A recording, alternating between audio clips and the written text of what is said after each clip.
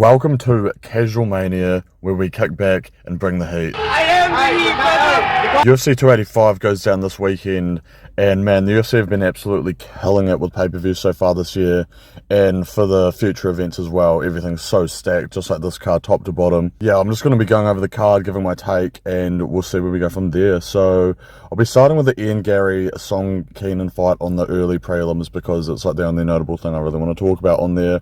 Ian Garry, do you guys remember how much hype he came into the UFC with? Because I remember everybody saying that this guy was going to be like the second coming of Conor McGregor, and his performances have just been so underwhelming that he's basically dropped off the face of the earth. Like, it goes to show where you've got a hyped prospect like Bo Nickel on the main card, and then Ian Garry, who was he's an undefeated fighter, meant to have all this hype behind him as well, from Ireland, and yeah, he's just on the early prelims.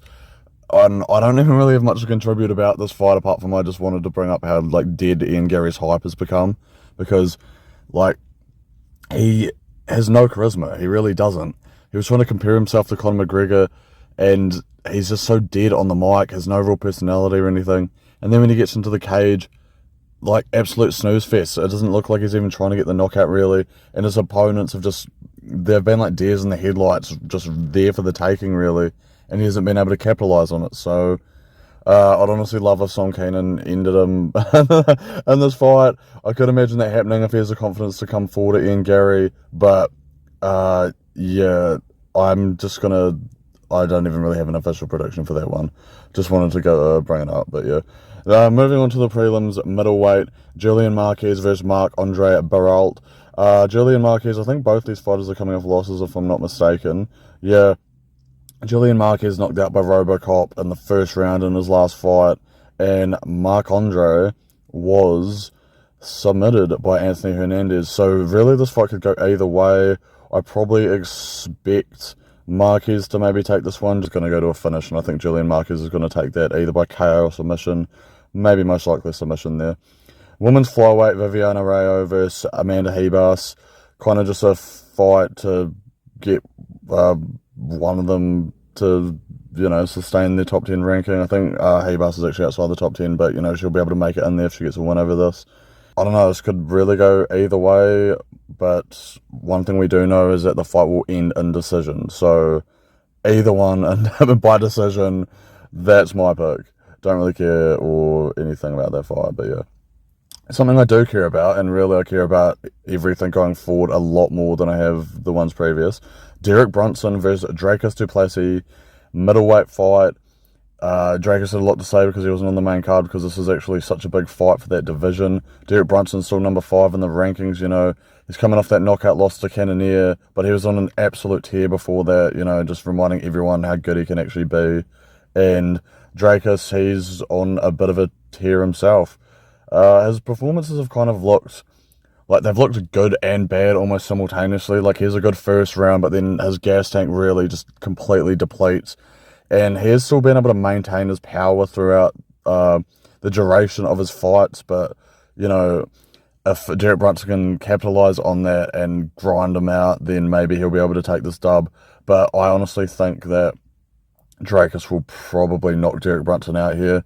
Like, yeah, Derek Brunson, he was on that tier and had that loss to Cannonier, but he's been knocked out 12 times at this point. He's been knocked out so many times, and like, I just think he will be really susceptible to it again in this fight. So I think that Dricus will probably take this by an early knockout, and maybe move into the top 5. He's made it clear he wants to be a title contender, so I think he might be able to do it with this one. Next, Cody Garbrandt, bantamweight fight. He's moved back up to fight Trevin Jones. Garbrandt, like, what a fall from grace. Everyone's talked about it to death, but the first fight I ever watched of Garbrandt's live was his one against Dominic Cruz, and I was absolutely blown away by how good he was, because Cruz, like, an absolute legend in the game, who's so well-rounded, and Garbrandt, he bet him at his own game, which no one had really been able to do before. Insane head movement, power, speed.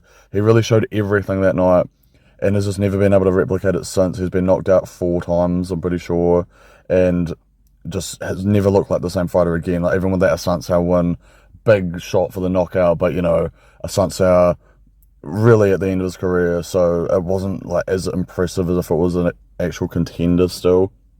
And then, yeah, moved down to flyweight, got knocked out in the first round by Kai Kara-France. Like, it really just hasn't been good for Garbrandt at all, and it really is make or break for him in this one, because if he loses this, I feel like he's absolutely done. I mean, I kind of thought that after the last fight, because the reason he really moved down to flyweight is because he was getting knocked out at bantamweight and couldn't get another win there. And then he was like, oh yeah, no, flyweight, I'm doing this cut properly. I've got full confidence. He's got a story each time for why he didn't win the last time, and he's got one again this time, saying that he was dealing with a whole bunch of shit. But it's kind of the same thing we've heard before. So, like, I'm just not surprised if Garbrandt gets knocked out in the first round here. It could happen. But I do actually want Cody Garbrandt to win this. I really just want him to get another win, because he was such a... Like, he surprised everyone with how well he did against Cruz, and, like, no one expected that, and everyone just wanted a repeat of that at some point of his career. But he kind of just threw all fight IQ out the window and, took the damage as a receipt. So I hope Cody Garbrandt can get it done here, but I also won't be surprised if he's knocked out in the first round yet again. So, yeah. Moving on to the main card, Bo Nickal somehow is on the main card because the UFC have just put a ton of hype behind this guy, even though he hasn't even really had a fight in the UFC. So, yeah. This is just a submission in the first round. I don't really have anything else to say. I choose Gamrot versus Jalen Turner. Jalen Turner meant to be fighting Dan Hooker on this card. Stepped up a lot in competition because I feel like that would have been the easiest win of his career against Hooker. And Gamrot, he came off like an absolutely amazing fight with Beneil Dariush. It was one of my favourite fights. And this will be really interesting because Jalen Turner's such a big guy. He's got a long reach. He's a finisher. He's never won a fight by decision. Like, he always just wins by finish. And submitted Brad Riddell in 45 seconds. And he's been on an absolute tear of finishing people. And he'll be looking to continue it tonight. But I think Gamrot is just going to be too good. I think Gamrot will probably take this either...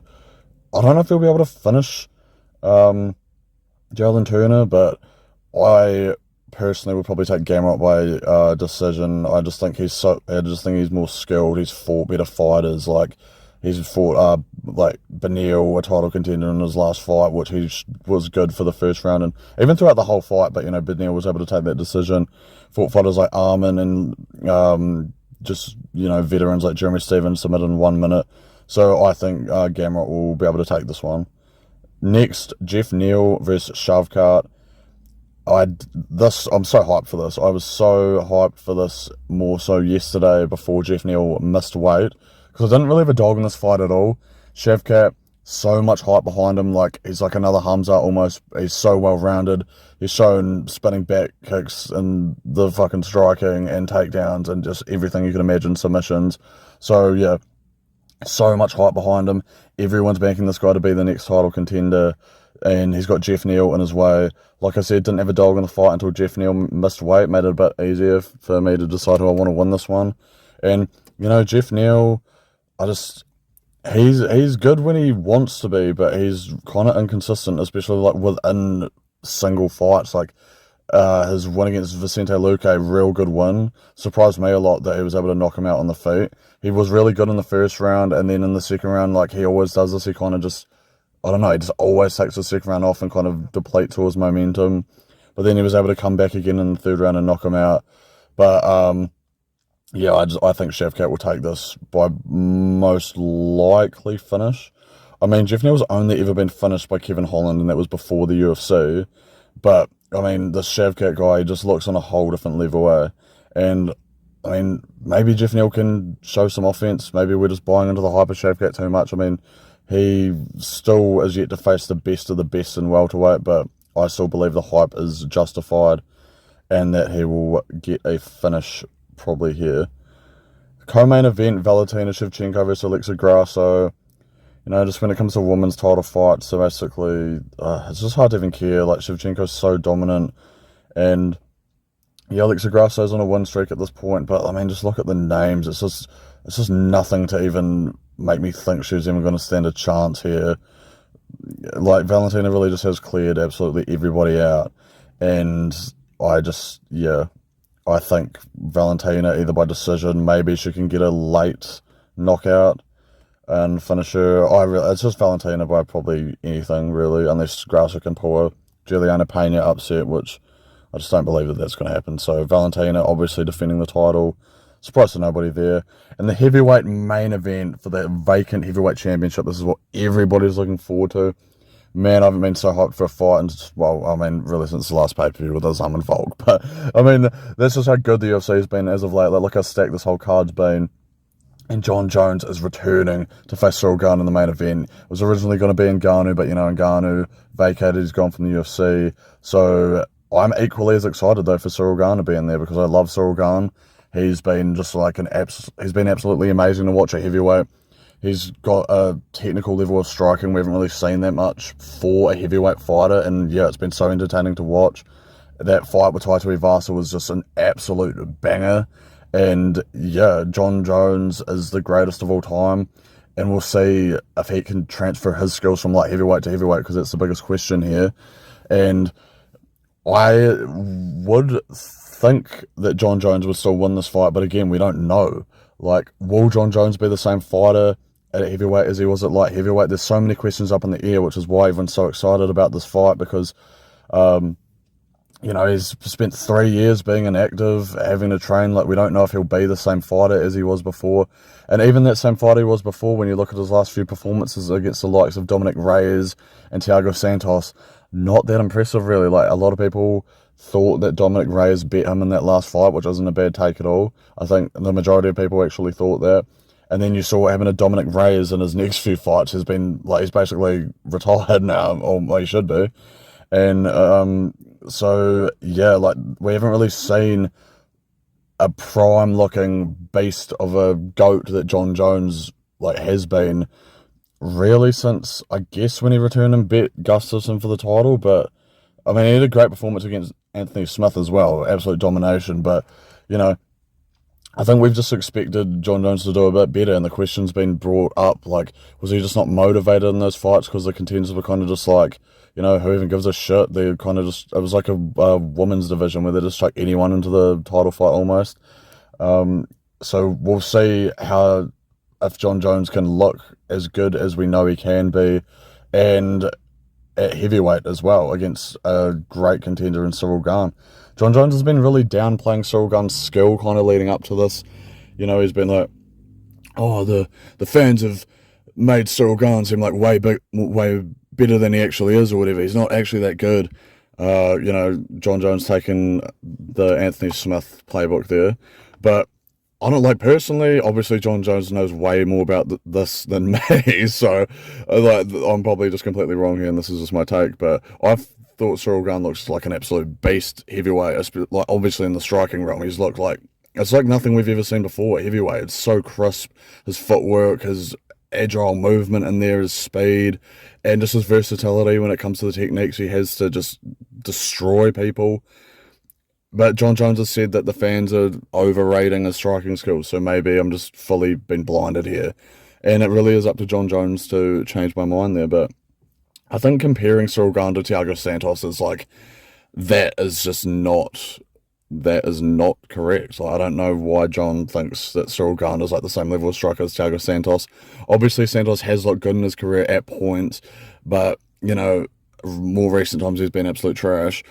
But I think Ciryl Gane I think he's way better than Jon's giving him credit for, but then again, Jon Jones is the greatest of all time, and this is his analysis, so I don't know how I can even really doubt him at this point. And we see the level of tape and everything Jon looks into, so maybe he really is seeing Ciryl Gane for what he is, and we'll just completely expose him in this fight. Like, Ciryl Gane versus Francis Ngannou, we saw Francis be able to take Ciryl down, and, you know, maybe Ciryl was only looking better in that fight because Francis had one knee or whatever, but, you know, Jon, a way better grappler than Francis Ngannou, obviously. It's really just the size, and if Jon Jones can maintain that speed he had at light heavyweight, which will really determine if he'll be able to have that same type of skill at heavyweight. But I think he will. I have full confidence in Jon Jones to be able to win this fight.